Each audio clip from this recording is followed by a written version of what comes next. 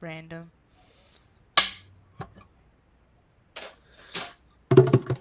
Oh, that. Well, that's pretty perfect. Pretty perfect. Pretty perfect. Pretty perfect. Alyssa, what up? What is up, Corey? So it's great to meet you. I know we've been chatting a little bit back and forth, and Yeah. I I watched you on Netflix. That's not something I get to say to a lot of my friends.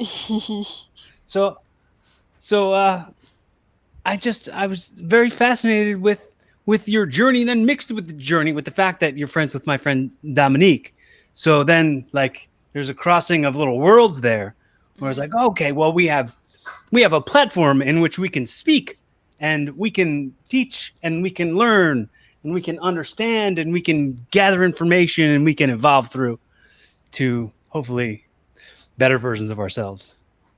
Yes, I love all of it. All of it already. This is great. Yeah, I mean, Dami was a huge part of my healing and my journey, and that basically led me to that point. If I didn't learn about consistency and discipline, faith, Mhm. and perseverance, I don't know. I mean, it was a mixture of her and old Disney movies. What old Disney movies? Which ones? Always the one with with the protagonist that's got the dream, and it's like no Oh, matter what you happens, they say go. non-specific, just Yeah, Disney movies in general. it's just like that whole like that. It's always a reoccurring theme. Maybe not so much in the relationship department. I didn't do so well with that. I don't like Disney for that, but I do like Disney for the perseverance and kind of having that faith and that desire, the the grit, the I could keep going with words. Who do you identify with most as a Disney character? Jeez, As I a hate Disney to say character, that. which who do you identify with most? Oh man. I think right now, as far as my growth standpoint has been, and I've noticed just watching myself like in discernment and how I am as a human being, I feel like I resonate the most with Elsa from Frozen. She has a lot of. I don't think anyone's ever touched on this either. I could probably look into it, but there's a lot of. I'm gonna be really vulnerable with you here. This is so early. The There's a lot of characteristics that she shows about just having this amazing power, right? But she's so afraid of it because she was taught to be afraid of it, and she was taught to her environment, and even though her parents meant well, that wasn't anything like that, but it was more so protecting everyone around her and then protecting herself. And when she didn't have the resources to kind of help guide her and really own her power, um, she let her fear get the best of her and she started hurting everyone around her. She secluded herself, she isolated herself, she sang to herself. And, just always had this longing for acceptance and wanting to, step into her power because if everyone recalls the first movie, she was supposed to be the heir, the queen to the throne, and she didn't even feel like the queen that she was born to be. Lo and behold, she was more than a queen. She is actually the fifth spirit of the spiritual realm, and she was like the missing link. And all she needed to do was introspect and find that confidence within herself and realize that she herself and her happiness and her strength was what she was looking for the whole time.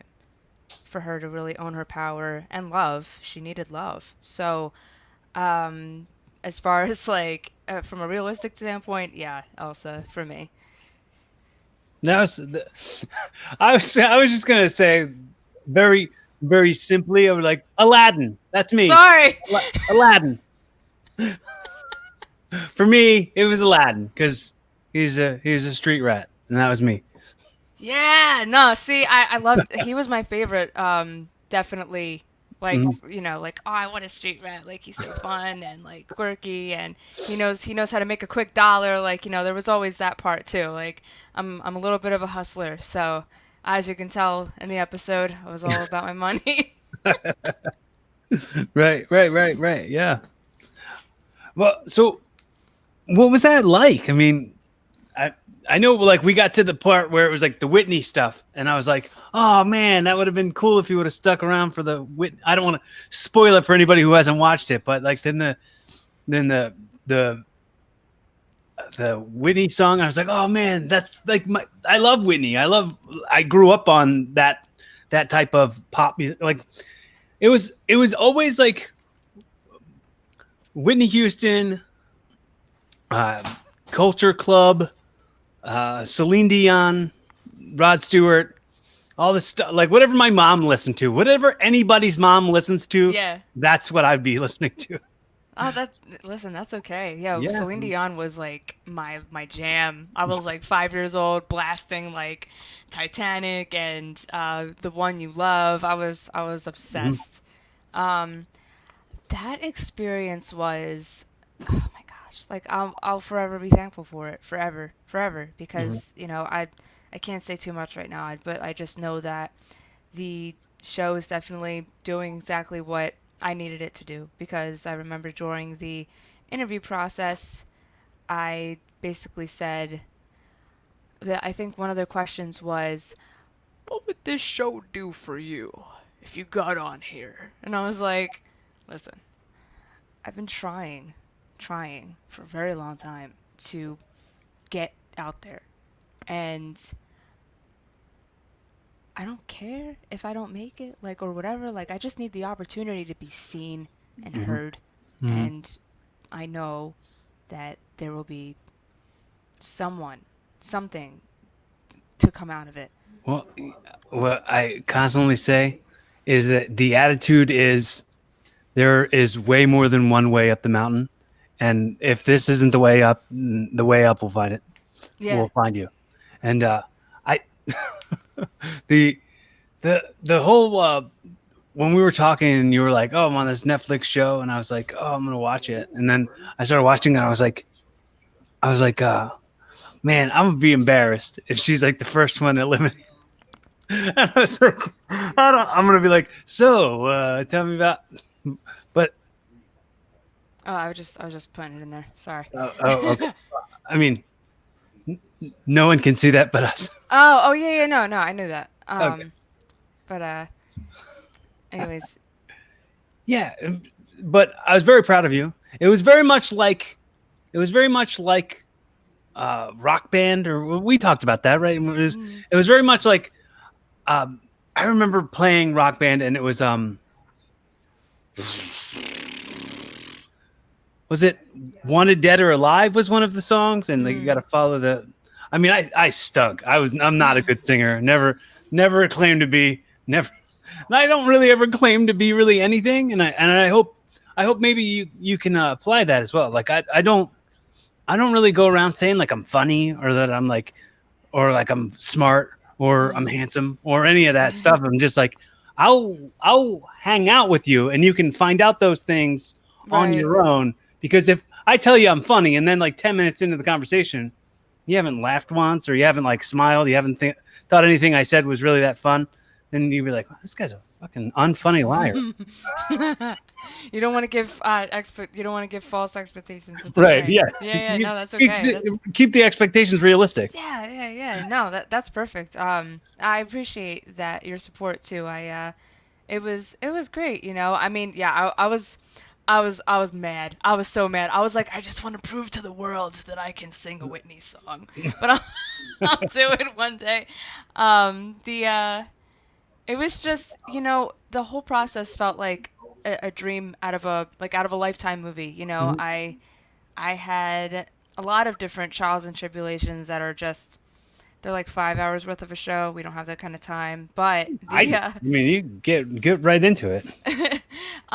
well, 5 years ago, it kind of started. It was a lot of cutting out old programming, toxic parents, to the point that my safety was very much at risk, and I had to move. I was taking care of my great grandmother, taking care of my brother and sister, and it was a lot for someone who was shy of 26 years old and didn't have a lot of the upbringing that or yeah an upbringing of a very solid foundation. I can't talk Well, of a very solid foundation. the Caesar Salad Foundation. Yeah, Caesar salad, it's a good foundation for life. It's Everyone good. loves Caesar salad.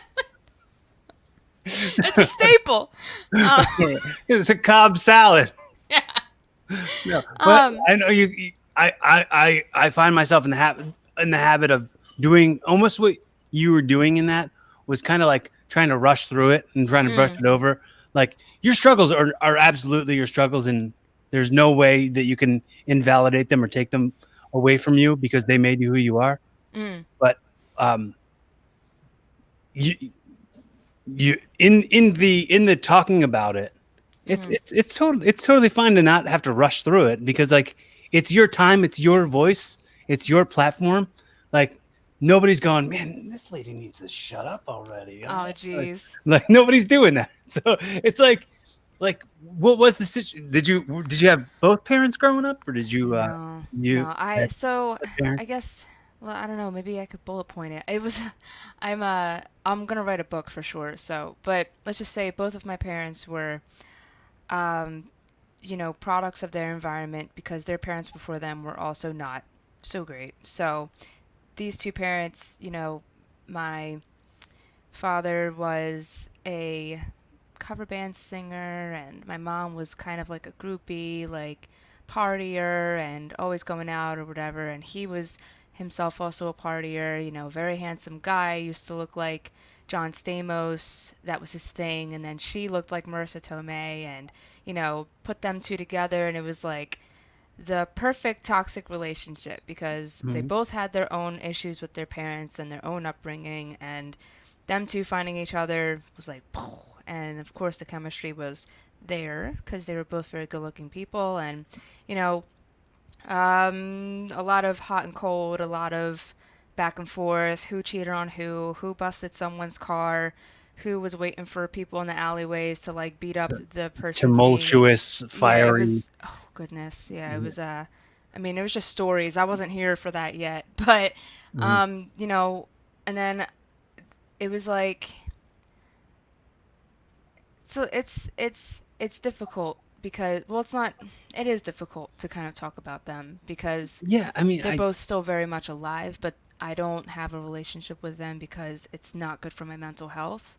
mhm. And it's been a good 5 years almost of kind of unraveling all of the programming that I had from them Mhm. and integrating it into a new positive foundation that I can, take forward with me. And let's see, fast forward. A lot of custody battles. My mom played this game. She was very narcissistic, very much. She kind of acted like what was that famous actress's name? Coat hangers. You know what I'm talking about? Um, Mommy Dearest. Okay. Uh, I Joan wasn't. Crawford. Joan Okay. Crawford. Okay. She. Okay. Sorry, it took me a minute. I had to remember. Mhm. She was very much like that, and especially since, I came about, and it was very well known that I can sing, and I love to perform. There was pictures of me with like a little microphone at 1 years old, like da da da da da, Yep. So it was like and that like it was like, oh, that was your dad, and was it like reminded her of that sort of thing? my mom was a little strange, man. I don't know what. It might have been the drugs. It might have been. It was a lot of it. There's a lot. There was a lot. There's a lot going on with her, Can I unfortunately. can I can I I'm just gonna lend you some stuff that I used, and Yeah. I hope absolutely. And I'll unbox it a little bit and give you some context. Uh, my dad wasn't around most of my life. Hmm. When I was 9 months old, he left my mom for the 14-year-old babysitter who was my babysitter when I was 9 months old, and then Okay. like came back around when I was like 10, and Hmm. was like really abusive, and then my mom left him and he moved to Texas, and it was like I was always so angry. I was so Mhm. and I got to a point where I'm old enough to go like that anger doesn't serve me at all. No, So, no. for the sake of me, I will forgive without ever being asked for it. Mm. So, when it comes to you saying like, "Oh, I don't even let them in my energy. I don't even let them in my space for 5 years at this point." I mean, I kind of had that same thing with my sister. I had that with my cousin. I had that with my father, and now I'm just like, yeah, you live your life over there, and we can like, I, I can tell you that I care about you. I can tell you that I'm grateful for I'm grateful for who I am, having had you in my life. And at this Mm. point, my life is pretty awesome. And thanks for your contribution to that. And Right, right. No, you know what? My grandmother on my father's side taught. Now I'm hearing the echo. My grandmother told me something very useful. She said, "You know what? They taught you what not to be, and that's still something. And they gave Mhm. you life. That's it. That's all you can take it for." And I'm very grateful for that. I'm glad I had examples to look at on how not to be, and I'm thankful that I had the awareness of not to follow because Your I was very close. And role models. yeah, yeah, yeah. And Yeah. yeah, I mean, but my mom was weird. Like at one point she would say things like, "Well, I knew your father was really good looking, and like I knew I was gorgeous and like your father's so talented, so like I had to have a child with him, because I knew that child would be so talented and like take over the world." And I was like, "You're insane." But I mean, she was kind of smart. And then like, but the thing I didn't agree with is that she trapped him. Uh-huh. So, Well, that's not cool. but Um once again, back to my own personal stuff. It's like mhm. I think the people make the decisions that they make, and if they're manipulative, I think sometimes they're subconsciously manipulative. I don't think Mhm. they're like maliciously manipulative, like I'm gonna get them. But I think the intention was we're gonna together make Mhm. something that's going to change this world. Mm. And if that's you changing what imprint you have on the world, Mhm. it's an amazing thing. So I mean, so what the trapping, it's like it's those are all very like to me very human words to put onto like what was this No, I mean, I'm I get serious. Like she told me she lied to him about being on the pill. Like she's out right. there, man. Like she's, I mean, you know, I mean, people like you don't will know. do that, and I see if I can try to make sense. It's like some people are intelligent, like their intelligence level isn't really equipped Mm. to healthfully, like you said yourself, like she was raised in a situation where she wasn't taught what was right from wrong, Mhm. Mhm. so she just had this idea and automatically go off of it. You know Yeah. what I mean? She went, "Oh, that's a smart idea," and maybe talk to a friend who wasn't a very good friend that was like, "Yeah, Sal, that's a good idea. Go right for it." I don't know what her name is, but I just gave her the name Sally. Yeah.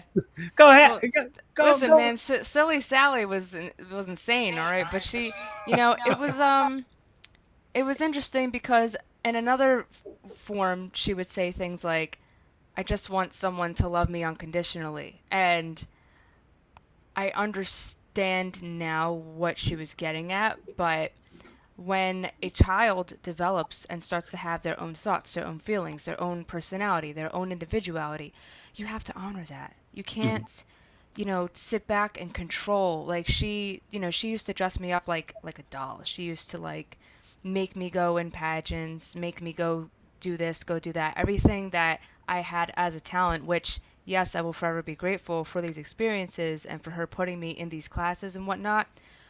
I felt like a part of myself still couldn't enjoy just being a child and trying to learn who I was rather than being forced to be the thing for someone else's gain Vicariously. or yeah, or Mhm, like mhm, she would tell me, she's like, "I'm living vicariously through you." And I'm like, mhm.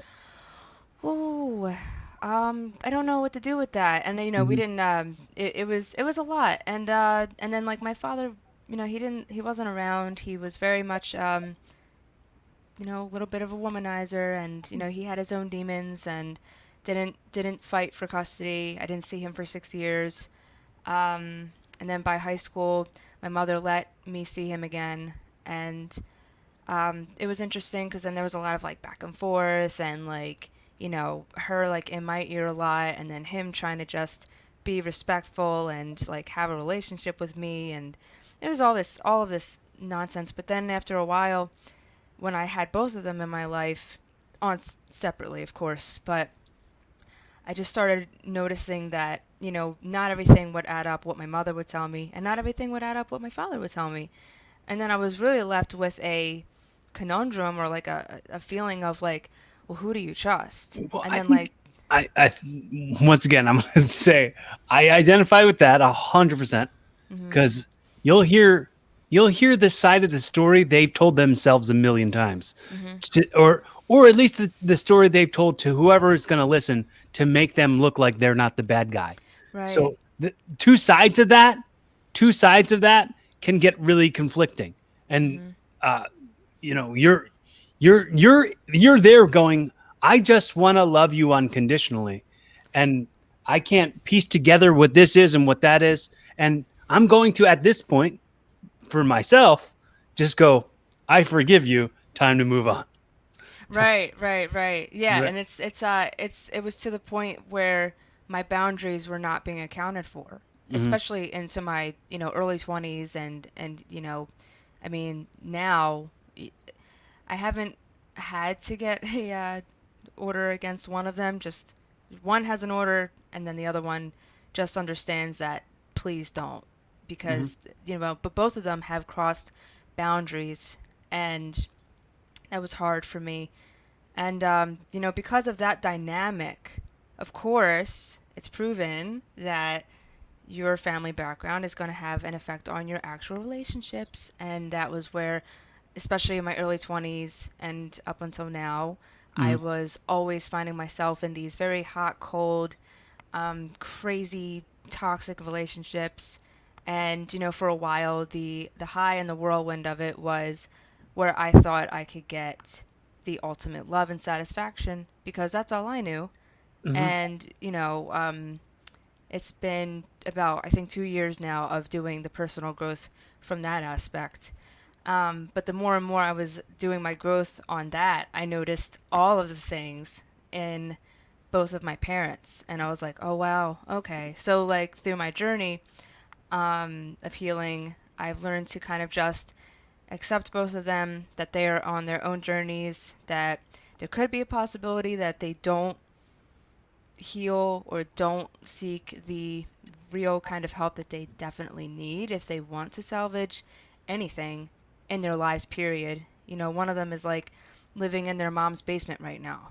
And then another one is like living like in someone's home because they know how to talk a good game and act like a savior, and then, reap on someone else's benefits. So, Hmm. I mean, both of them are kind of like low vibrational. Users. Yeah, and That's sad.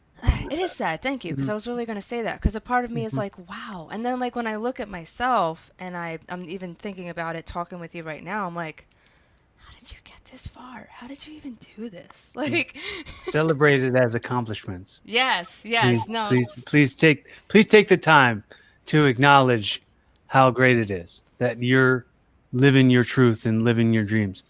Like, really, it's incredible. It's incredible, really. Like, you're growing through it. You're growing through it, and uh, everything that ever happened is a part of who you are. So, I mean, all that stuff. It's like, no, you're like, "But I'm whatever. I'm gonna be on Netflix. I'm gonna be up on. yeah, I'm gonna be the top of the mountain. I don't even.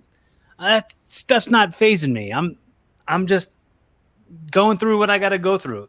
And yeah, that same personal growth thing that applies to it, and it's really something really cool to see. And I'm glad that I get to now be your friend. And here we are, here we are right now on the very record. The reason I started, not one of the reasons I started this podcast was so that I could say on the record to people, while it's this time, it's a timestamp in right now, and this stuff's outliving us. This audio, this video is outliving us.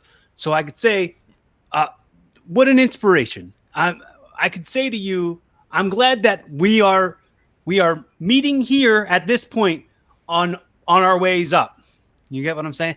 Yes, no, I agree We can one listen. million percent. We can listen back in a year or two and be like, "Wow, remember where we were?" You know. Yeah, no, I mean, and and you're so right with the whole forgiveness aspect, and I mean, I learned to forgive my recent relationship, and that ended 2 years ago. And but that was the same thing. Like when part of my healing was waking up and going, oh, it was a trauma bond, and when it's like a smack in your face, and you're like, oh my god, and then but I forgive myself and I have compassion for that girl who just, you know, the young naive me saw someone else and thought, "Wow, we both came from the same messed up households. We're both going to be great together and we're going to grow and we're going to have a great home together and we're going to tell our kids that we did it." And I had to learn the hard way that not everyone is ready or even wants to get on that, let's get better together train, or Mhm. or heal. And everyone has their own journey. Right. And unfortunately, we it's the word, it's like two magnets. Like we were great, and then all of a sudden my vibration or whatever is in magnets, like what my You're negative and positive. yeah, like I turned my negative to positive and kind of was going up, and I kept trying, and it was Mhm. just this kind of struggle. And unfortunately, that person, I tried to help them the best I could, Mhm. and but then I realized I kept hurting myself in the process, and Yeah, then you can't love you enough for both of you. right, right. So you have to do it separately. That's Mhm. I'm kind of in that same boat right now, where it's very much like, all right, well, just be on my own and figure it all out. So I Yeah. 100% get you when it came to that, like that trauma bond of it, and that like that that safety. Maybe you think you're safe inside of that, but it's really like, oh well, we're both damaged, so Yeah. that means you're gonna be a damaged person who damages people, Mhm. or perhaps or perhaps I'll mess you up. I'm never claiming to not be, I'm not claiming that I'm perfect. I'm not claiming that uh that I'm going to be able to uh say the right thing every time, Oh yeah. Yeah, or no. be the person who reacts in the correct way. I mean, it's I've always said that I'm a being of light and love who's always got work to do. No, that's so true. Like I resonate so much with that, and it's it's brave, and it's vulnerable, and that's something else that I'm learning. I write about it, and it's so funny. I'm like, "Oh, you can write about it, but like can you do it?" Like um the it's interesting when you start to wake up and you start to give yourself discernment, and it's almost like you kind of step outside of yourself and you see how you are. And journaling has helped so much. I journal, I meditate, I work out about 5 days a week. Hmm. Just all of the things to kind of set a foundation. And what was the word that Jim Rohn used? The fundamentals of Hmm. success. So I started implementing all different little fundamentals to kind of go about my day, because my mind was just going. And for a while I suffered from like extreme anxiety, especially when my ex was around. But it was always because of my parents. So it was like stress of my parents into this. And then I got blessed with a beautiful home thanks to my great grandmother. And before she passed, I took care of her, found out she had cancer. Like, this was a lot for someone that didn't even have like much of a chance to get out into the world either. Um, So there was a lot of different things going on with me, but through it all, I've had therapy. I still go to therapy. I do my best, but the what was the point I was making here? Oh yeah, the fundamentals. So, basically, after the relationship ended, I kept implementing my fundamentals. I kept working my business, which you see behind me, Mhm. and I'm a pure romance consultant. And for anyone who doesn't know what that is, I do in-home party planning for mostly women. It's geared towards women and sexual health. Only Mhm. about 20% of the catalog is dedicated to intimacy products for you or your partner or multiple partners, whatever you want to do. It's your party. And basically, and then the rest of the catalog is all about wellness, like essential oils and CBD products and bath stuff, skincare, like all of that. Anything to like make your life feel more better and uplifting. So love that, and I started that in 2017. Been doing it since ever since, but that was probably the first catalyst to kind of like wake me up a little bit and go, hey, you should probably do some yoga, or you should probably look up some of these like inspirational speakers like Tony Robbins and I, blah blah blah. I love the little accent that you keep jumping in and out of. It's really charming. Yeah. Thank Hey, you, we gonna do some yoga over here. Just like, thank you. you know, your dad's really handsome, and we're gonna have a really nice looking kid. And It's the South Philly, man. I'm from South Philly. It'll never leave. I don't care if I'm living in LA for like the next 10 years. I'm gonna be still talking South Philly. no, but your regular voice, you don't do it. It's like you jump in it just to like. It's like the voice of like your inner monologue or something. You're like, oh, and then I'm sitting over here and I'm thinking, what are you doing over there? And like, Thank you. I don't know. Sometimes it's subconscious. Sometimes I just do it to bring light to the subject. mhm. Give a little laugh. Sometimes I'm funny. Sometimes. But Well, yeah. So, oh, good.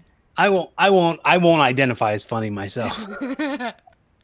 um, but yeah. So, about 5 months after the relationship ended, that's all it took was 5 months. Like I started, putting out videos. I would call them minute snippets on my Instagram. I would post covers like 3 times a month on my YouTube and just stay consistent.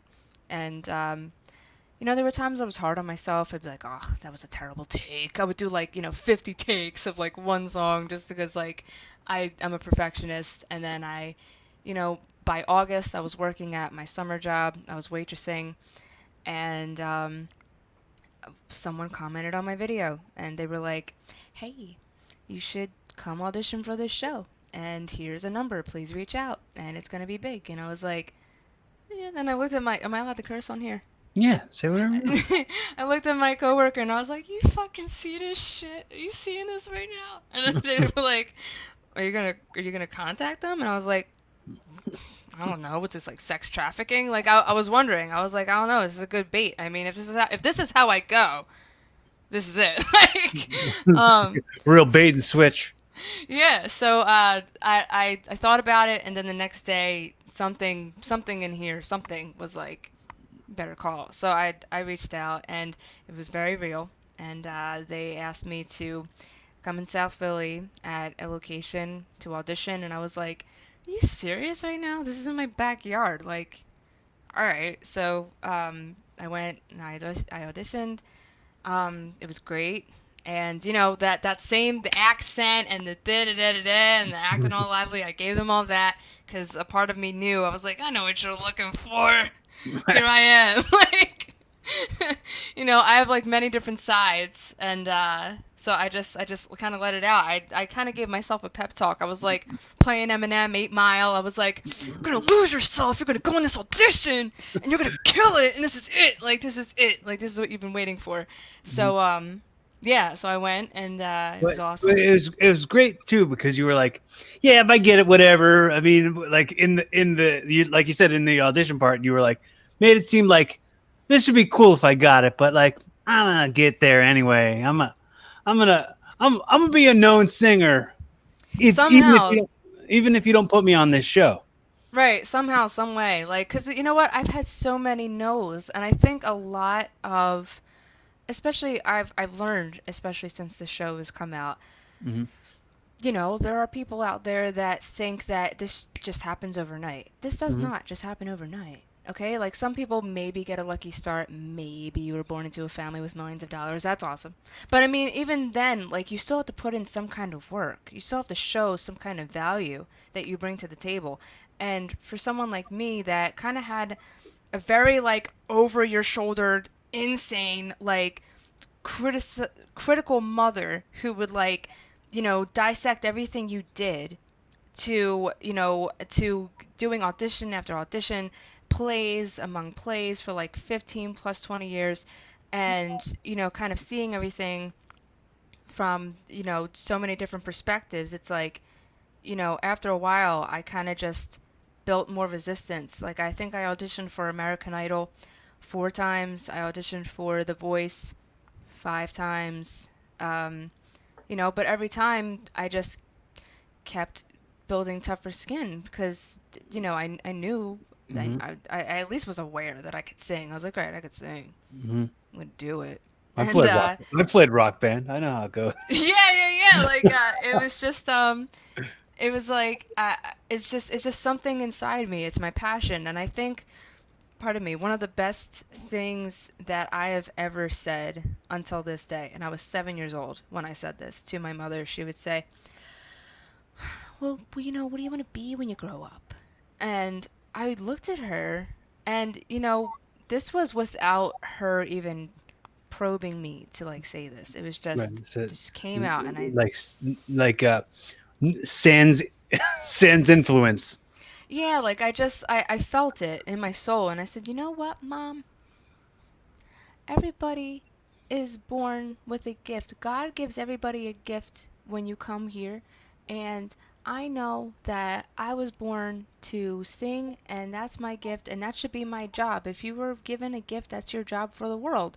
And I kept that with me. And for a while, you know, I was hurt a bunch of times, jaded. I was told by family members that I should stop, I should quit, I should quit the pipe dream, I should get a real job with benefits, I should, blah, blah, blah, blah, blah. Or oh, you're past 25 now, you'll never make it. You should just go into hair school, call it a day. And I'm like, no. That's that's so much the route that probably the road most traveled is go, go and give up on what your dream is and do the thing that just gives you the security, the financial security, or the ability to just pay your bills Hmm. and Which, create create nothing, consume everything, because right. that's what 99% of people are, just consumers. Hmm. And yeah, sometimes you forget it too, because what you stare at all day is the entertainers, is the creators. So you're like, oh man, everybody's doing this, I guess my chances are so small. But 99% of people are going, you know what, I'm just going to get a job that pays me the money that I need to survive, and just be this. You can use this too. You can use this. You can take this, apply this if you want. Be just the observer of Mm. their life happening, as Mm. opposed to being the deliberate creator in their existence. Do you listen to Esther Hicks? Yes. I knew it because that's what they say. I love it.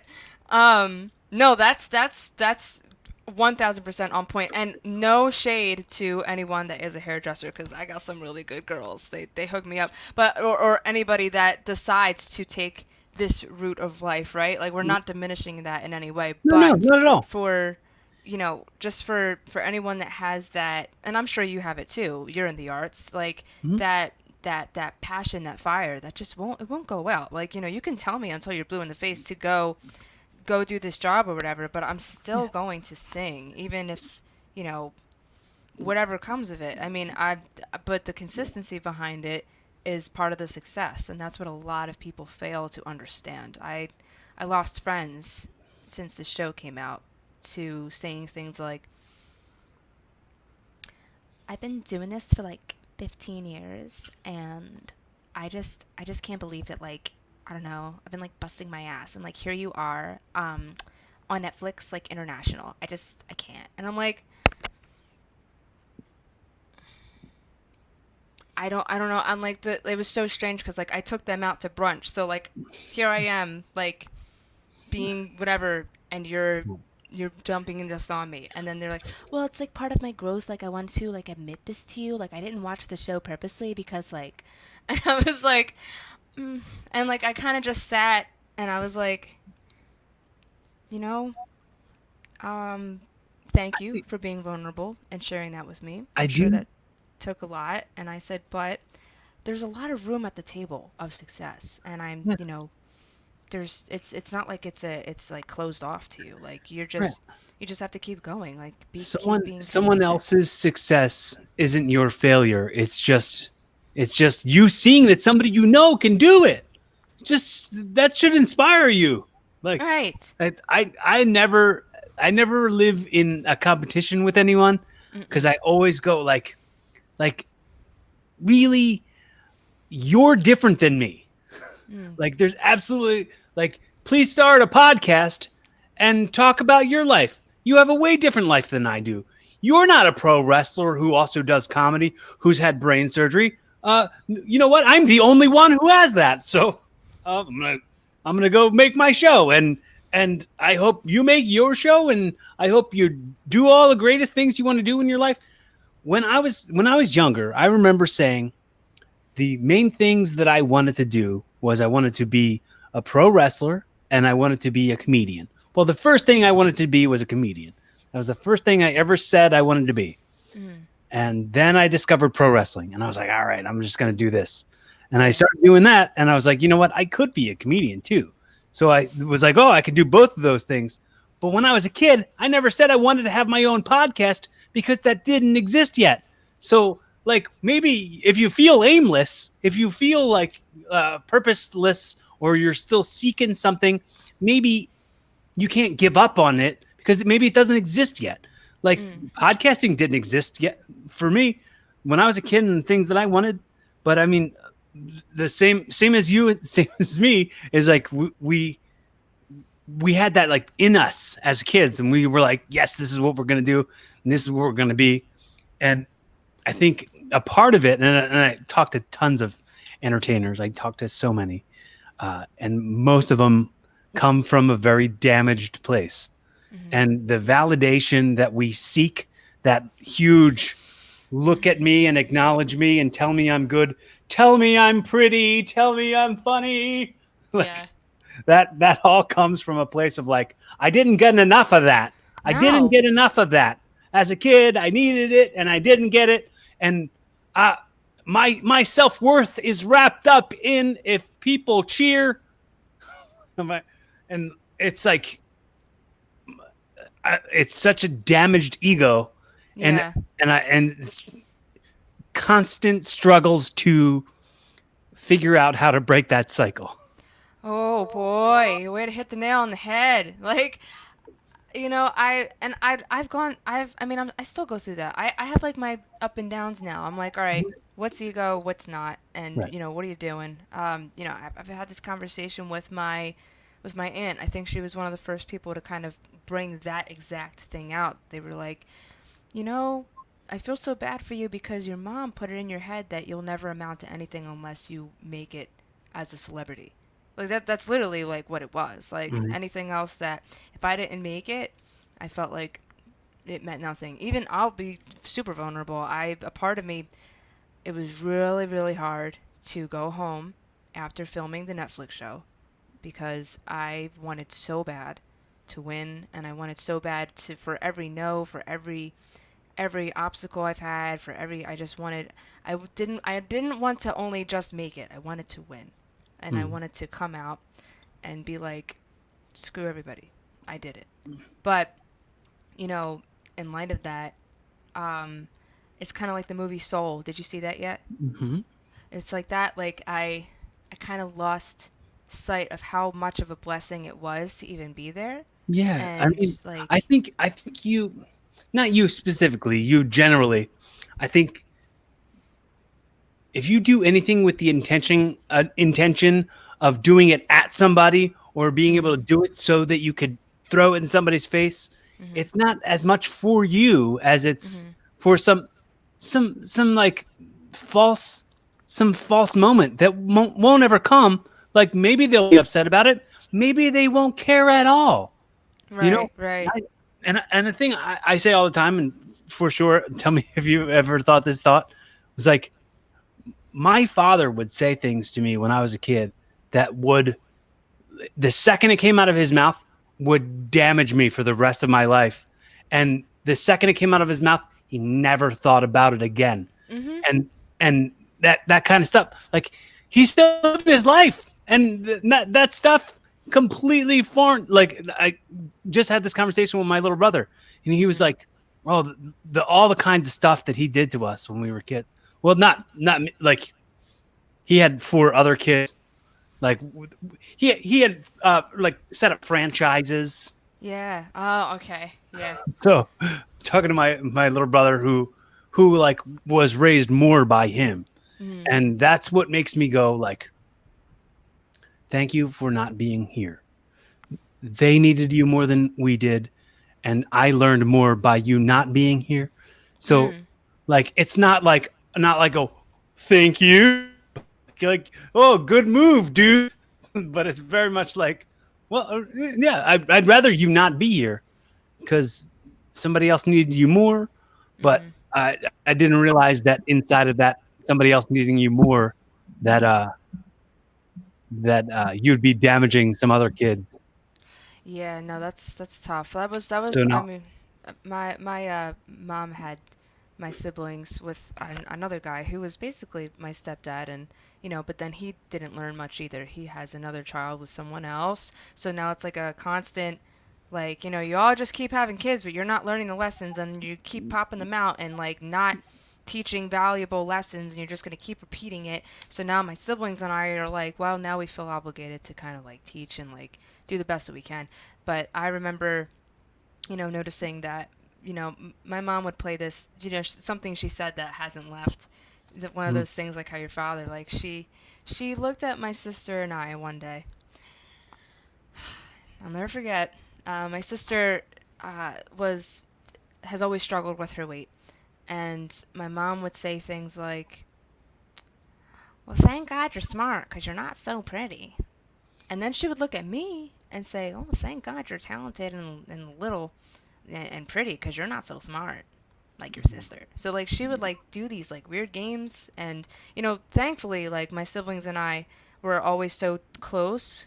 Like we uh-huh, we kind of had salvation in each other. We would like hide in each other's rooms and talk and try and like figure out the day and be like, oh man, well, what's tomorrow gonna bring? Can we like not mhm, wake up, or can we stay in the bunk beds and like not like deal with that? Like, mhm. it was a lot, but stuff like that, it sticks, and that that got to me too. So like a lot of the things that I do now are kind of like, well, I'm gonna prove that I'm smart. I'm gonna make it somehow on my own Well, and I do all mean, these I extra things. I definitely have that like same exact like questioning my intelligence thing, Mm. that it really tickles the little ego where it's like Yeah. I gotta prove that I'm smart or whatever. I'm like, well, why don't I just be who I am? And if I make mistakes, whoops, I made a mistake, not whoops, you're the biggest idiot in the world. Hmm. Like that for sure. Like those were standouts for me because of like I was a sped kid. So Hmm. anytime somebody would question my intelligence or call me stupid or call me the R word, I would be like, Mm. oh, and I'd beat myself up. So mix that self-worth up with the validation that I get from having fans cheer or like people laugh or something. So the the the the stew pot of Mm. of damaged boy turning into an evolving man is is a pretty thick one. It's thick, but I'm sure it's gonna be real tasty, because it's gonna taste amazing. Like Yeah, once all of the ingredients are together and it's cooked just right, it's. yeah. Sorry, I'm Italian. It'd be a shareable stew. um, but yeah, like that the whole experience was fantastic. I made friends all over. I've got friends in Tennessee, friends in Arkansas, um, Michigan, Los Angeles, Chicago, Canada, and the show, you know, like I said, like it kind of brought, it definitely gave me a small taste of what I've always dreamed of, the good and the bad, and Well, I mean, you're like you're doing this right now. Like you're talking about it. You're on a show talking about it. It's like you're in the direction of where you should be headed. I think the fact that you got on the show, and I know this sounds bad because I was like, "Oh, I'm going to be embarrassed if you're eliminated first," and I was just kidding. But I was like, it's like you lasted through it. You know, you got further than any of these people who go, "Oh, you got on the show."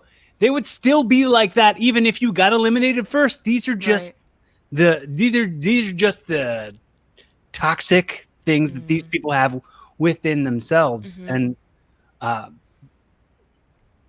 when it came to me saying like you got home and you're like, oh, I wanted to win, and I'm upset with myself, I also get that exact same way. I'm like when I get home from a show or like a wrestling show or when I get home from like a comedy set, I'm Mhm. always like, ah, man, I forgot to do. Oh man, I wanted to hit this move, I wanted to tell that joke, and I didn't do it, and I'm beating myself up, and I'm Mhm. sucking. I'm like, oh, you suck, oh man, like, and I beat myself up, but then I'm like, I was out there doing what I was. Born I to pretty do. much grew up, said I was going to do it, and I'm out there doing it. I, Right. I didn't say like, oh, wouldn't it be cool if I was a wrestler? Nope, I'm out there doing it. You're Or out there doing it. Yeah. yeah, Well, there's two things I want to touch on. Getting back to the good old Abraham Hicks, Esther Hicks, whatever you want to call them. yeah. Um, there, and I'm partially I didn't do as much research into them until after the show.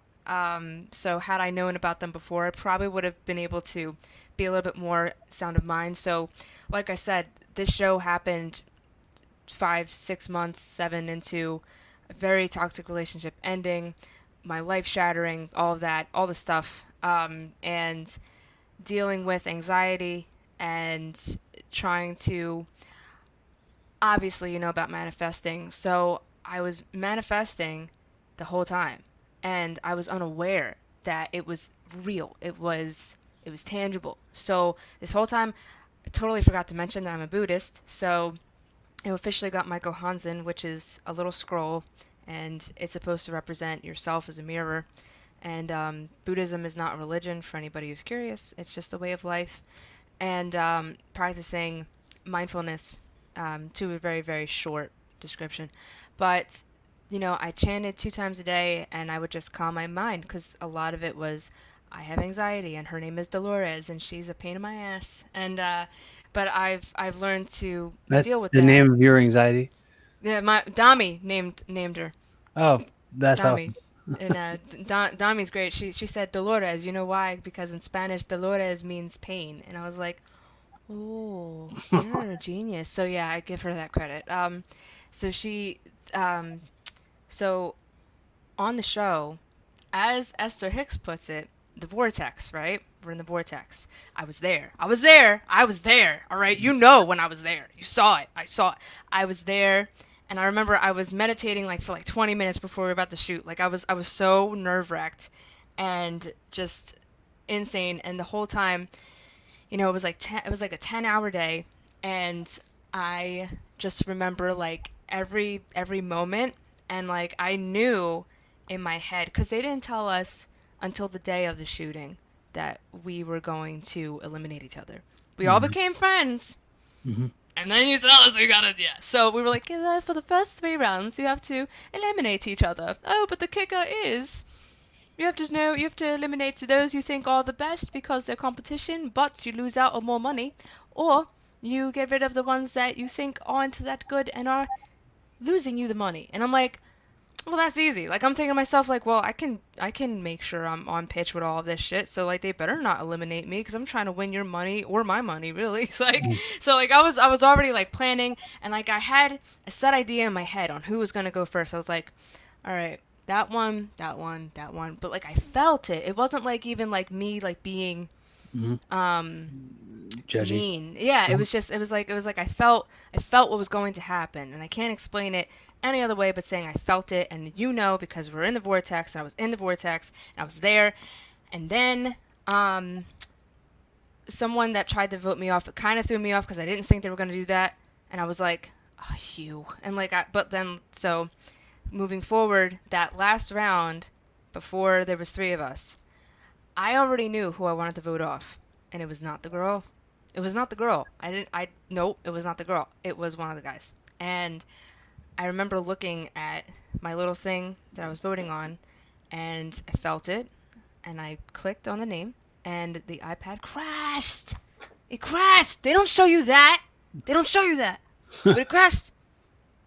So, and you see it in my face. They did show my face though, because I looked up like, oh, what is it?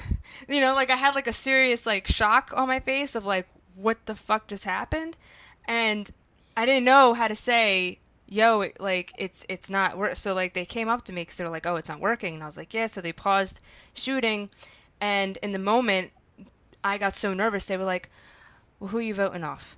And Dolores crept on in and was like, get rid of the girl. Be the last girl standing. It doesn't matter. And I was like, fine. And like, I listened to her and I was like, oh, I'm going to vote off the girl.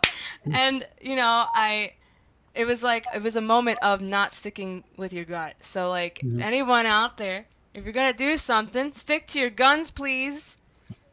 Don't let any other, like, thing, no matter what's happening, mess with your choices. You know, Cause as I'm sitting there watching you on the show, I was like, I was like picturing myself standing right next to you, having to do something very similar, and I was like, I'd be so sweaty, like it's ridiculous. Like my armpits, like they would be worse than they are right now. Like yeah. the kind of nerves in that, and the kind of also with me, the body dysmorphia that I've got. Mm, So, being somebody who's had to like be shirtless in front of groups of strangers for most of my life, it's mm-hmm. like it's it's a weird like, oh, they're looking at my body and I don't like I have to get all weird about it. And it was funny. I was actually talking to Dami yesterday, and she was like, "You look like you lost weight," and I was like, "Dude, I don't want that." She was like, "You look real sad," and I was like, "Yeah, it's made me sad." But I weighed myself. I weigh the exact same. She's like, "Oh, you must be just losing muscle." Oh, Oh, that's cool. I don't. cute. I don't want to hear that. Oh my god. No, she's great. She is. Yeah, but she actually told me, by the way, small plug for Oracle of Apollo. Um, she told me that I was going to London. Like Mhm. we had like a month of like after the audition process, like they kept us on a string for a little bit. They were like, "You made it to this round. You made it here. All the Oh, network." that was in London. Yeah, yeah, yeah. Oh, I Yeah, they didn't know filmed. that. They flew on Halloween, my favorite holiday. They flew me out to London That's and great. gave me monies, and I had my own room. It was so awesome. It was great. Um, It was and during the pandemic. During no, it was right before. How cool is that? that is really cool. it Yeah. was it was October 2019. Uh-huh. And yeah, so it was like literally right before everything hit. Great timing. Yeah. And yeah, I remember just flying home and thinking, God, how could you? Like all of the voices, and like things that I was afraid that people were gonna say, which I did get some of that. I did get some, Hmm. whatever. But Yeah, you're gonna get some kickback. yeah, Like yeah. I, I I I hate being a person who just puts myself over here, but like when I put out my short film, like Yeah. I just ask. It was only 15 minutes, and I was asking people to watch it, Mhm. and some people would be like, "Oh, I hated it," or like I'm like, why? Like, and it's some people would like not even watch it, and it was Mhm. like I'm just finding all of this what would be like jealousy from people. Mm. I'm Mhm. finding a lot of this like just instant like I don't want to like it, so I'm not gonna like it. So I'm not Mhm. even giving it a chance because I know I'm not gonna like it. I'm gonna be Right. uncomfortable with the way I feel about watching you do something that I wish I could be doing. So it's gonna always happen. There's always gonna be people who who aren't going to be safe inside of your successes because they think that that's their failure, and it Mm. isn't. It isn't at all. It's just somebody else doing something that they love, and there's, like you said, plenty of room at this table. There's plenty of room. I mean that, but that's something else good to touch on too. Like I literally just told my friend Deshaun, who's on episode 4, by the way, um, of Sing On. He had a comment earlier this week on a video that he posted, and someone said, "Well, Elvis doesn't suit you, or you're not Elvis," something along those lines, because he was covering an Elvis Mm, song. And personally, I thought he did great. But I told him it's everyone has an opinion, just like everybody's born with a booty hole. So like it doesn't really matter unless they're like paying your bills. And even if they are, you can also just go get a job somewhere else and make your money elsewhere. You don't have to really like pay attention to that. And it's I mean, I know it's easier like said than done and it still hurts. I'm not taking away the pain of that, but it's also like when you're doing it for a long time and you realize the support system you have, the crowd of people that you surround yourself with, and you kind of see the resume built up of all of the years that you've put into doing the work. Um, the opinions kind of like dwindle a little bit because like they don't hold enough weight to like overshadow like what you've done. You know what I and I mean? think I also sometimes I will very highly consider the source, highly consider Mm. the Mhm. source because it's like who you do who you what you doing what am I gotta be upset about? What do I gotta what like oh you're just some dude who works at a call center who thinks okay sure it's Yeah, not it's like it's not a valued opinion. right. Like if I was talking with like Oprah right now, I'd be like, okay, what do you think? Like Mm, or like someone like like of a my producer basically taught me that he was like, if you know me, you're in the high ranks. Like mm, there's a good reason why you're working with me, and like I started slowly seeing that. And it's very true. Like the people you surround yourself with. Dami was like probably the first ping of like light at the end of the tunnel of like this huge collection of what I've noticed, even with you, my circle of amazing people in my life are everyone that is trying to share their story and share their triumphs of overcoming such crazy battles. And everyone has had this struggle in a way, and yet we're all coming out on top. And it's not even a competition of my life was worse than yours. It's like no, like we all like are out here winning and we're doing it, and yeah. we want to prove What that. what's the trophy for most damaged? Yeah, I don't What's know. the consolation prize? Like, I don't do know. we get medals? They like put, oh, here you go, get a medal. Everybody Yeah, line up on the podiums. We'll give you right. your medals. Right. Yeah. And you know what? That was something else that the oh, but you're not a product of your environment. That's like the point I wanted to make with that. But Mhm. something else that was interesting about the show was, I was ready to like give my sob story. I was like, "Do you want to know like what happened?" And they were like, "Actually, no. We would like to keep it very positive and family fun." And I was like, "Oh, wait. So I don't have to like be that sad, like Well, like, anxious." that's the trope. That's like the singing show trope where it's like I came from a far place and I did a lot of stuff and this thing happened to me and then someone doubted me and someone told me nope Yeah, right. And the and minute here that I they am. And here I am. And you know what? Like, I felt that, you know. I remember, actually, I freaked out. I freaked out. Like, I self-sabotaged, Corey. I did it. I did it. Mm-hmm. I fell out of the vortex the minute that we started filming. I, like, freaked out to the producer, and I was like, you know, my mom told me I'd never make it, and here I am. And they were like, shh. And I was like, oh, right, I'm here. Okay, sorry. Get out of there. Um, but um, what was I getting to? Help me. Help me remember. You self sabotage, almost self sabotage. Before that. You're in the vortex, I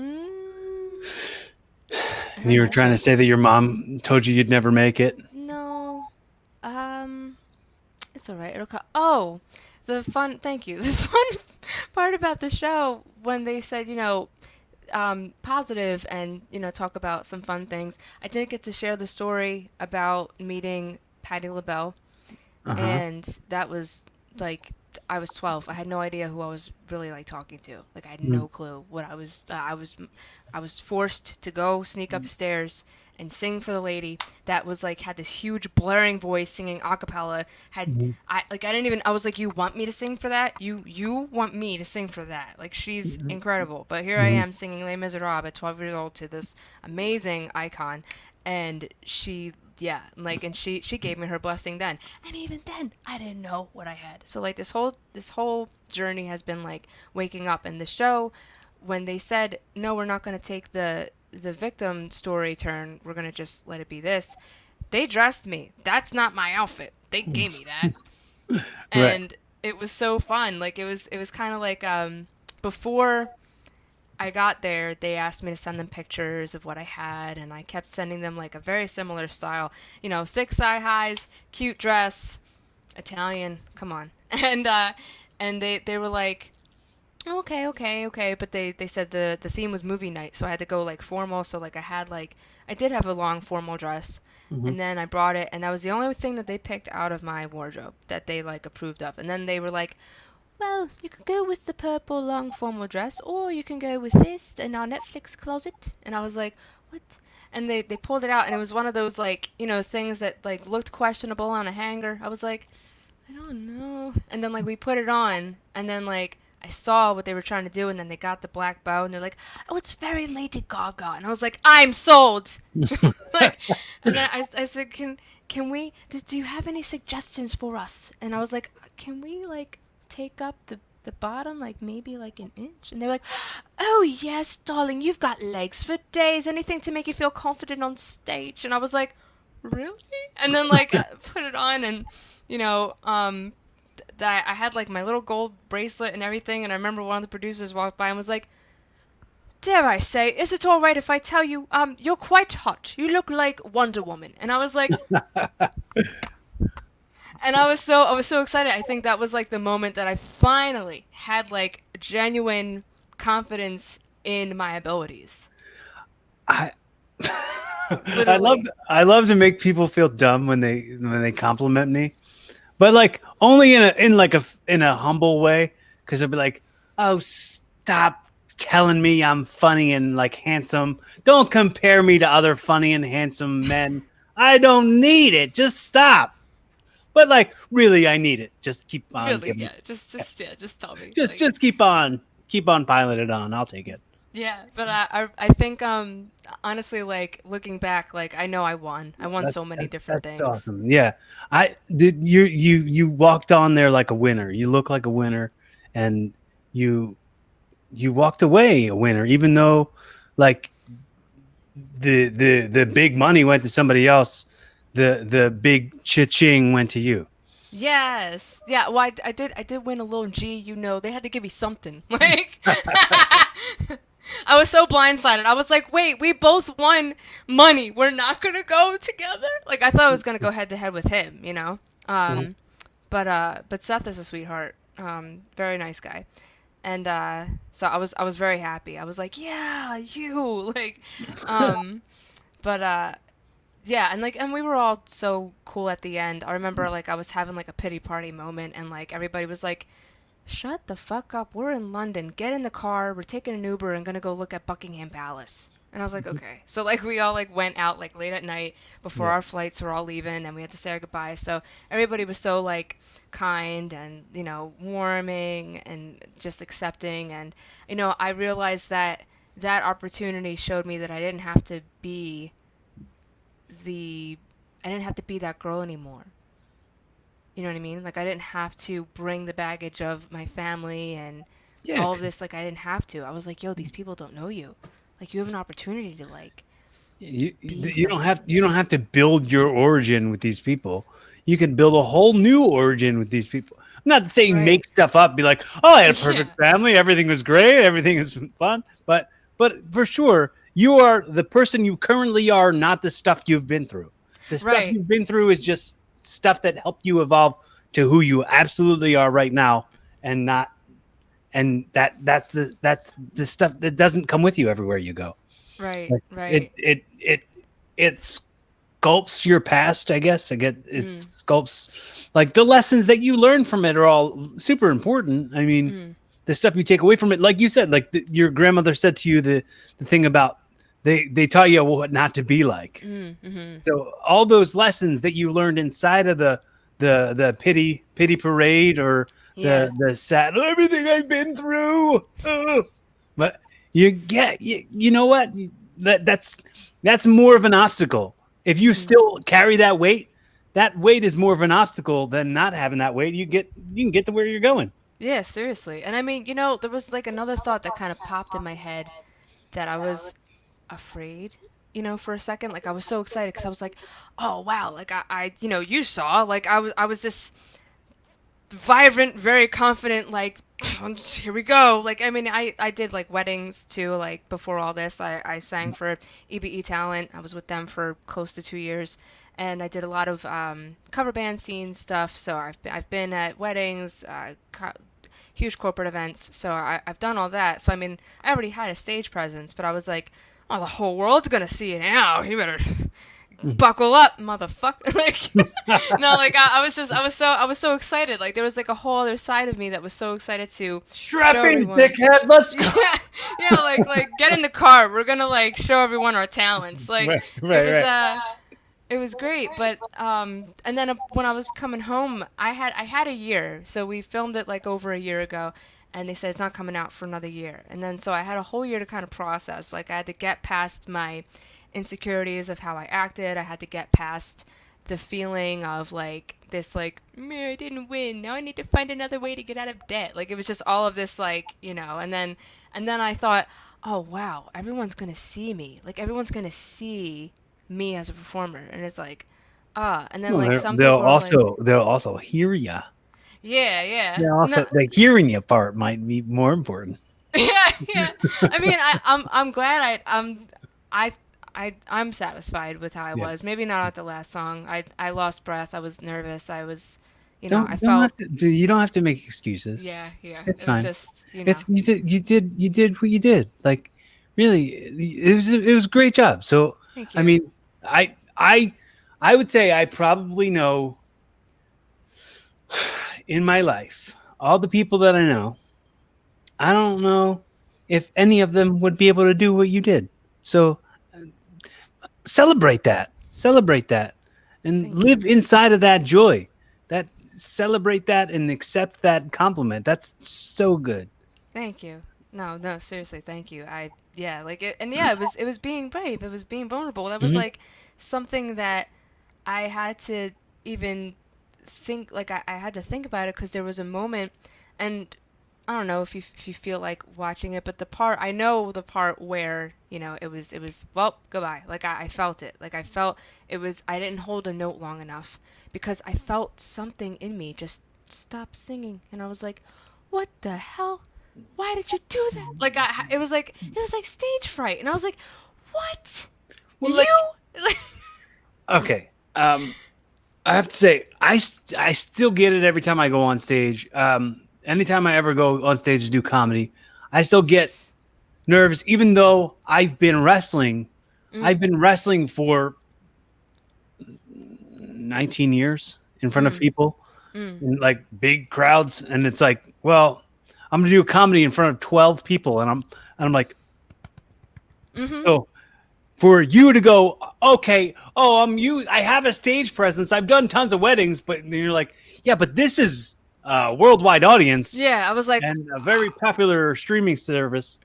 So I'm understandable, very understandable. yeah, it was just, it was just a lot of things to think about, and then, but I'm so glad because it finally it gave me something else too. It told me you are worthy. You can do this. The hell you talk like it was so in my face.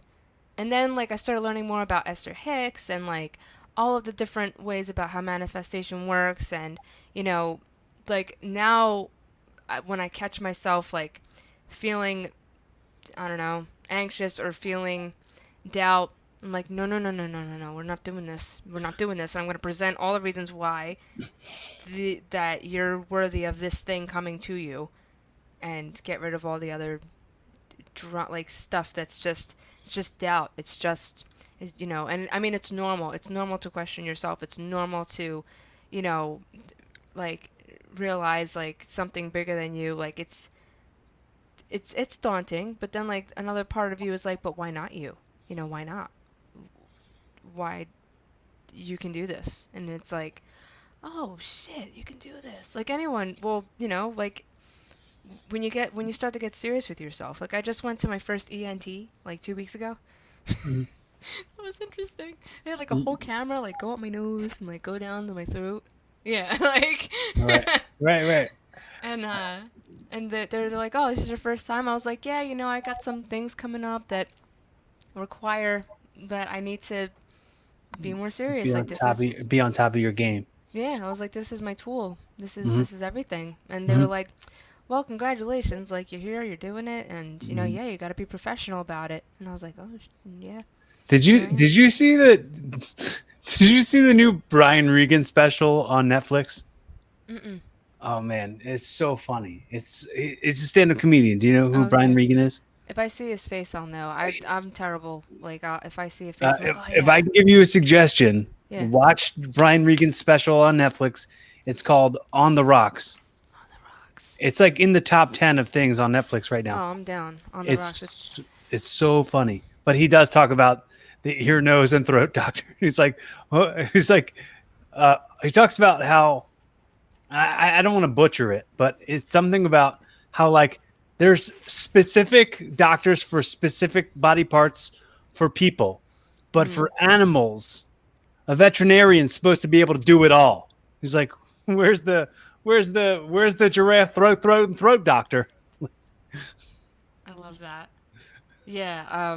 So that's I don't know. I mean, that's me in a nutshell. Like that whole experience, and since then, you know, I've gotten.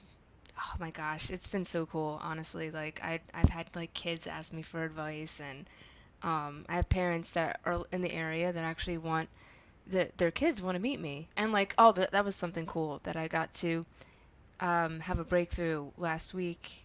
I discovered that, you know, 6 years ago, I used to be a Lady Gaga impersonator, and I used to dress up as Elsa from Frozen for kids' birthday parties. Mm-hmm. And, I would do my thing. And it was so funny because, like, You that got to sing was. a Lady Gaga song on the show. I can do it. Yeah, what's up? You want to do it right now? No, I meant you didn't you sing? Yeah, yeah, Didn't you yeah. sing "Shallow"? Yeah, I'm telling you, manifestation, dude. Yeah. Everybody that saw the episode, they were like, "Are you sure this episode wasn't made for you? You're singing Gaga. You're like opening with a Philly song. Are you okay?" You made Yeah. some. Oh my gosh, it was just yeah. It was that was insane. That was probably the biggest manifestation of my life. I was like, wow, and it's only gonna get bigger, because So now I understand. in the let, let me break this down this way. I want to make sure I say a lot of the importance, like what I was saying about the on the record stuff. Uh, I want to make sure I state it on the record right now. Hmm. I'm very glad that we're friends, and Yes. I hope that in any point in time, if you need me to be a resource for you in any way, please absolutely reach out to me. Like if you said like if it's even like you're going through some anxiety or anything and you just need to talk to somebody, I'll give you my phone number. You can call me anytime. You can text me whenever. I'm happy to be here for you. I want to be that resource, want to be able to help you out.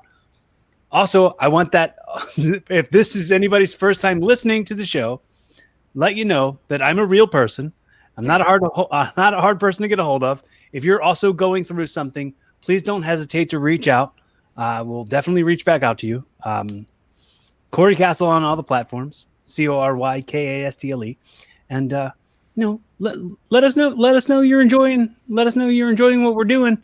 Maybe go back and check out the other 228 episodes of the show. And Wow.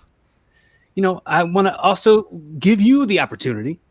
If there's anything that you'd like to say or anything you'd like to ask me or anything like that, here's your opportunity. Just jump right on that. Well, um, I have two. Let me see. I have a few songs available on iTunes right now, and one is called Restart. It's an EDM, and it's on an album called Transformation, and it's a variety of artists. So, I was picked amongst many other talented, super cool EDM artists to be a part of this album, so I'm very grateful.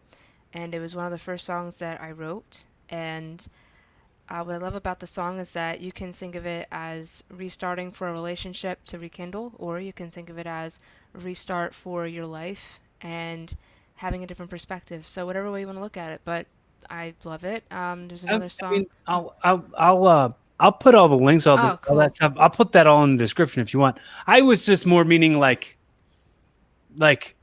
just stuff for the record that you want said, Oh, not like for the plug. record, I Like mean, you know, like I said earlier, you are not a product of your environment. You can change it.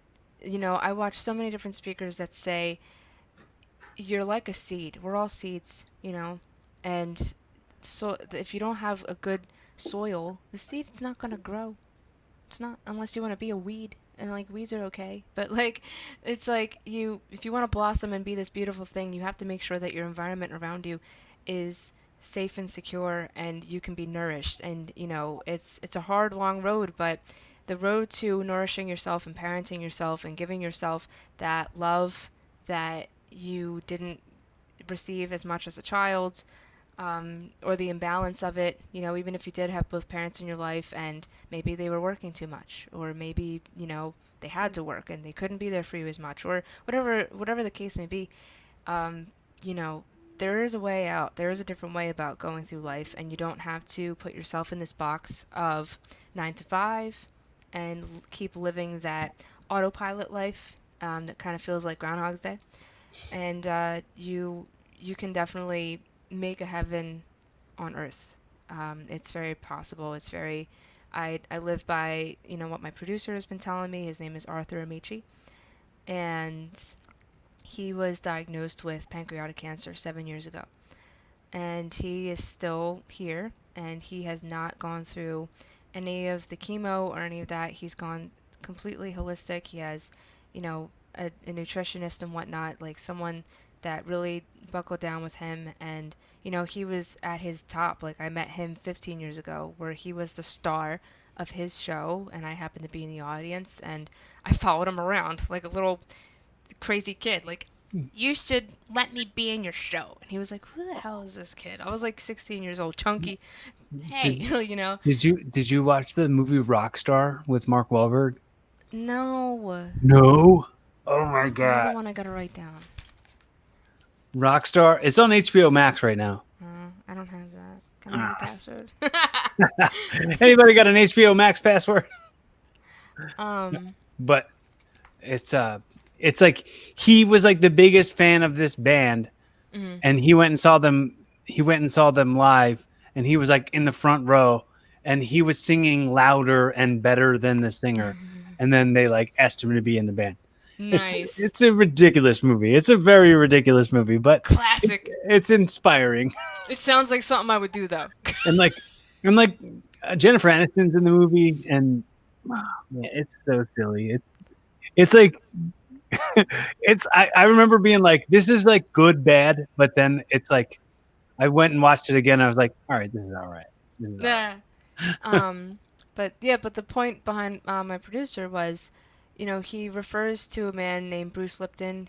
He's got a PhD in psychology. I don't remember, but Bruce Lipton. It's a very important name. And he talks about creating heaven on earth, and it's basically, you know, basic things like eating right, staying away from all the processed, crazy foods that are out there, and really doing the research and taking care of your body that for the temple that it is, and surrounding yourself with healthy outlets and keeping a positive mindset. I mean, I'm not saying be positive all the time. You're still going to have these emotions of, anger and sadness and all that, but just to learn that they come and they go, and just to kind of keep that vibration of faith that everything's always working out for me in some way. And, he's living proof. I'm living proof. You're living proof. Like, there's like so many different stories out there that kind of prove that you can change your life. I mean, Tony Robbins, like, if you want to look at his story, these are amazing people. And, there's someone, you can't just look at some of these people and go, they have it so easy. And it's like, no, they did not. And it takes a long time to get to that, and it's always work. It's not oh, I did it. I'm a millionaire now. Now I can just hang out. It's not that. It's still putting out the work and doing it to kind of stay. You Can I know. can I can I tell you a thing I've always said, and I've been saying it. I've said it on this podcast a bazillion times. Please, please, please. I, I always say apply it, but it really means steal this. If you wanna use this, absolutely use it. When I always say, if you go into the bookstore, and this is funny, Brian Regan has a bit about this now on the new special. Brian Regan says he went to the bookstore and he said, "Excuse me, can you help me find the self help section?" And the lady said, "How about you find it yourself?" It's but good. but but I said, I've been saying forever, the bookstore has a self help section, and that industry is a multi-billion-dollar industry. Like, it's ridiculous how much money is made off of the self help section, Mhm. but there is no money made in the self fix section because that doesn't exist. Mm. Mhm.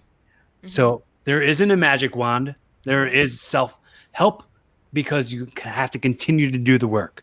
You Mhm. like you're never gonna get the you're never gonna get the validation that you want from, like, oh, if you're like, oh, my mom was bad to me, and like, she's never gonna see it all that way. She's never Mhm. gonna see exactly your side of it. She's never, like, no matter what, you don't deserve an apology. She gave up her life for you. Like, it's like you're a lot of people are just kind of like getting so, like, selfish in the closure that they need, Mm. or the validation that they seek, Mm. where it's Mhm. like, you're not going to get exactly what you want. You're just going to have to make what you get exactly what you need. Right, yeah, you make do, and you find the validation within yourself. And it's funny because both of my parents saw the show. I don't know if my mom saw the whole thing. She saw an interview that I did for my company, the company Pure Romance, heard through a little bird that I was on there, and it was so cool of them. They interviewed me because um, that company kind of put it in my head that you can use this as a catalyst to kind of go after your dreams. Yeah, the And launch pad, yeah. yeah, the launch pad. And it was such a game changer. And like, of all things, I did not think that I would be spending my late 20s, early 30s slinging around dildos, but here we are. It's a fun time. It's a great time. I love it. But it's they really helped me with that whole opening my eyes wide open to the self-help Mhm. department of all of that. And Right. I'm forever grateful for them. And but she saw the interview, and she saw the clips of me on the show. And she like left it wasn't even on my page, it was like on there, like, but of course, my mom finds ways to kind of see what I'm doing. And she was like, oh, well, congratulations, you're queen of the world now. And then, like, my father like kind of saw the show and was like, I'm upset that you didn't even tell me that this was going on. Like, why didn't you tell me? And I was like, I wanted to go and do it for me and not have any outside. stuff. Well, I Messing mean, with me. since you knew Abraham Hicks, you might also know Napoleon Hill. Mm-mm. Napoleon Hill wrote a book called, it was like in the 30s, and it was called Think and Grow Rich. And that's what they based The Secret off of. You okay? And he says, and I quote it all the time, tell the world what you intend to do, show them first. So, like, why didn't you tell me? It was like, well, if I said something and then it didn't happen, then you'd think I was a liar or you'd think I was a failure. I didn't want to leave room for the liar or the failure. Just Right. do it. Like Right. that's Right. what with anything. Like whenever I'm talking to anybody, I'm always just like before anything, before you tell me what it is that you want to do, start doing it. Like Right. don't don't don't say, "Oh, I can't because of this," right? This is going to get in my way. Like those things are always going to get in your way if you let one of them get in your way now. Right. Right. And and he wasn't always the best with constructive criticism either. I don't think it's in his vocabulary. I just didn't want any extra noise. Like I was already like trying to prepare myself mentally for what was Well, happening. then I mean, sometimes people will give you unsolicited advice Mm, that applies to a situation that they'll never they'll never know. know. They'll never understand. And Right. that's the next part that I wanted to talk about. There's a quote from Theodore Roosevelt, and I've been saying it since I heard Brene Brown talk about it in one of her Netflix specials. Um, I'm butchering it, but it talks about the man in the arena and how the critics, they don't matter because they're not in the arena. The the praise, I'm just saying praise, I don't really remember what the real word, the credit goes to the person that is out there and doing it. It doesn't matter how they did it or what they did or if they could have done this better or done that, but they're doing it. So like zip it. Like Are you are um you are you a wrestling fan at all? Are you a pro wrestling fan at all? you know I loved The Rock growing up. And what else was his name? Hulk Hogan. Like they were the only two that like I knew. Like I kind of watched it growing up. I like had a couple of friends that were boys. I was a little bit of a tomboy when I was younger, so I definitely wrestled here and there, but I didn't really have much cable after that. So, I don't Okay. know. Well, for me, Okay. and the pro wrestling business, I always say most of the people who are going to come up to you and tell you about how good or bad you were have Mhm. no idea what it feels like to like touch the ropes, touch the ring. They don't know what it's like to be punched in the face. They Yeah. don't know, like these are all people who are only seeing what you do but can't understand what you do because they have never even for a second thought what it was like to be somebody who does that. Right. Like the around the ring, there's a guardrail. Did you see how Mhm. there's a Yep. guardrail around every pro wrestling ring? And Mhm. I go, on this side of the guardrail is the performers. On that side of the guardrail is the spectators. Mhm. So I'll take the opinions of the spectators for just the opinion of the spectators. Spectator. Mhm. So I mean, that might be applicable to No, that's anything. completely 100%. I mean, so well, I lost my train of thought again. I do that a lot. The arena, Yeah, the the arena stadium. and the I wanted to say something before that, but you it was such a great like topic to hit on. It's all right. It'll come back. But yeah, it was oh, and then even after the fact, my father saw the episode and was like, "Wow, like I'm so proud of you," and and then of course it kind of went back to, well, your ego's out of control and you're this and you're that and blah blah blah blah and you need to calm down. And I'm like, first of all, do you know where I get this from? Have you seen yourself perform? Second of all, um, I'm not like I don't go around saying like anything like I'm better than so and so. Or were I'm you the like? best. Were you also like? It's a TV show. Yeah, I was like, I don't know. I was kind of like, like Play. it's I was playing it up for the TV cameras. Literally, like I That's love, oh my God, some of the best messages that I've received, it cracks me up. Like now I laugh. Like before, like it was a little hurtful and I was like, wow. And then like I got over it very fast. But it's like, and I have to like it's almost like I have to give people like a warning. I'm like, hey, just so you know, this is TV. Like, and I was very aware. Like I think I had like a higher self moment like on the stage like right before we filmed like, you know, just in case you don't win, you better put on a hell of a good show so people will remember you. And I was like, okay, let's go with that. And I, I did, I was like, I know what y'all are looking for. Come on. I have two more things, Yeah. and then I'll send you off with a hot dog and a handshake, Hot and you dog and a can handshake. right off into the sunset. You ready? Okay. So, kind of along the lines of it was almost you started answering this part before I ever got to it, and you hadn't even listened to the show before. What I normally when I do that part when I said anything on the record, that part's normally to go like anything it's more of a personal like stuff that you'd like to say to me Mm. or ask me specifically.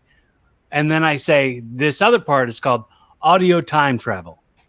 Audio time travel meaning how this this is outliving us. Mhm. These messages are outliving us, Mhm.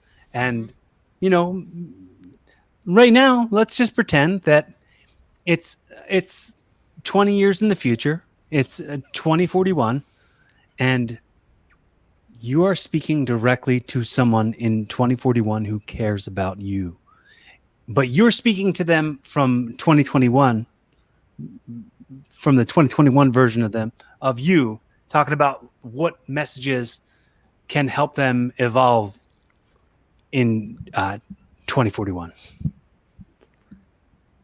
You are more than capable than you will ever realize of what you can do and what you can accomplish on this world while we are having it. And you are more powerful than what you perceive.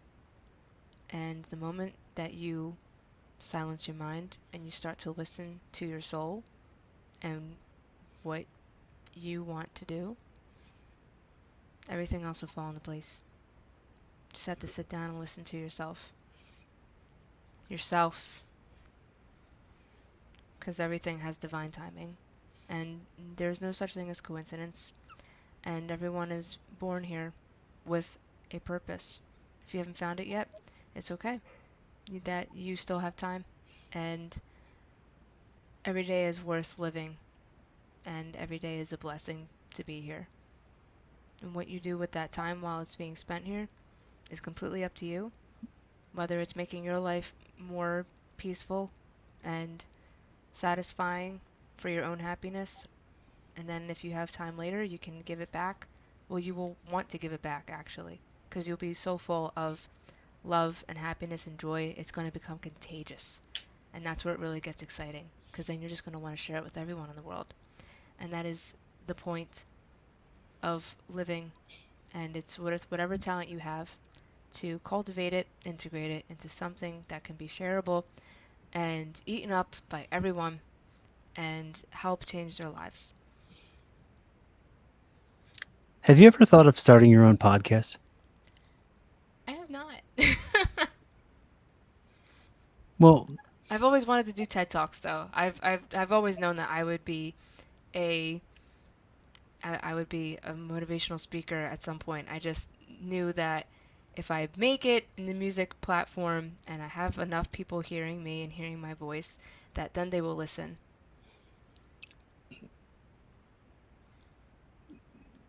hear me out here for just a quick second. Okay. So, for a very long time, I always talked about how I'd write a book about my life, Mm-hmm. right? And and I would go, oh, I don't want to finish it until like it has an ending that's good, like that has an ending like could wrap up my first autobiography. And then I was thinking about it more, and I was like, I could say stuff in a book that maybe like 10 years from now I won't really agree with. Mm. So like it's published and it's on print, and then maybe someone can come up to me in 10 years and be like, hey, what you said here, I don't really agree with and kind of hurts my feelings. And I'm like, I don't agree with that either. So what I wanted to do was have this platform where I could stay flexible and evolve my opinions, Mm. and maybe still write a book eventually, but like point it back to the fact that I know that everything I'm saying in it isn't isn't like stamped as I'm going to believe that, and I'm never not going to believe that. Like Mm. there's room to flex, and that's absolutely why I think you know your your voice isn't only for singing. It only you can use it for something like this, and that's why I always say, and I wrap up every episode of this podcast by asking, uh, by letting you know, hypothetically, I've gifted you this podcast. Okay, this has been your first episode of Evolving with Alyssa Marie. Okay, Thank you. so in your very best, like Jerry Springer's final thought type of way, you're gonna wrap it up in a pretty bow and tell us what lessons we can take away from it. And then just to keep it silly, after you do that part, in your best Alf impression, say, "Hey Willie." Alpha impression? Alf.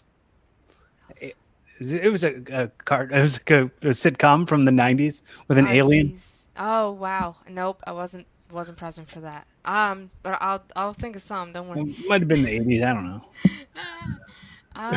Wow. Final thoughts. I feel like what I said was final thoughts, but we can keep going. Well, yeah. I mean, I said just wrap it up in a pretty little bow, and then and then we'll ride off into the sunset. Right off into the sunset. Um,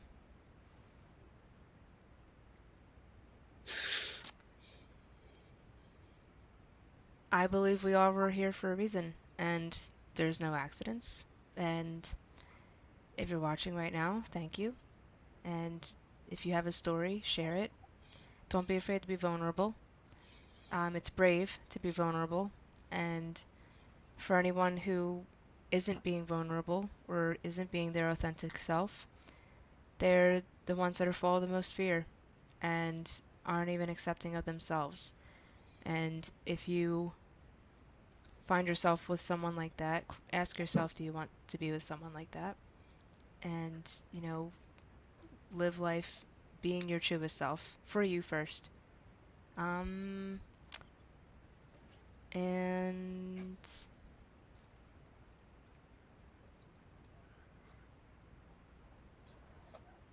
a whole new world. It'll be a whole new world for you, I promise, when you when you start to do the work. So, yeah.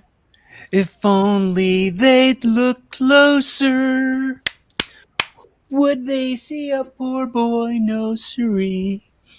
They'd find out there's so much more to me.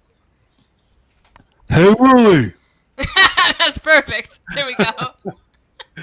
Thank you so much for having me on here. This has been a Thanks so much blast. for hanging. I hope we can do it again soon. I mean, I like doing some check-ins every once in a while to see where the evolving's heading. Heck yeah. Oh man, So I only I got some things. I'm all just the waiting for the official. all the time, I have to always say, and if this is your first time checking out evolving with Cordy Castle, I want to say thanks for all the effort. I honestly think that the and I say it all the time. I probably said it a bazillion times, and I've said it on this podcast every time. I think that effort and attention are a currency that are way more valuable than the dollars in your bank account. So thank you for so much of your effort. Thank you for all of your time. If you've listened, thank you, Alyssa, for hanging with me. Thank you for your effort and your time. And I can't wait for us to continue our friendship. Yes, I'll see you on the other side. Yeah. All right, everybody, be fun. Have safe. Keep evolving.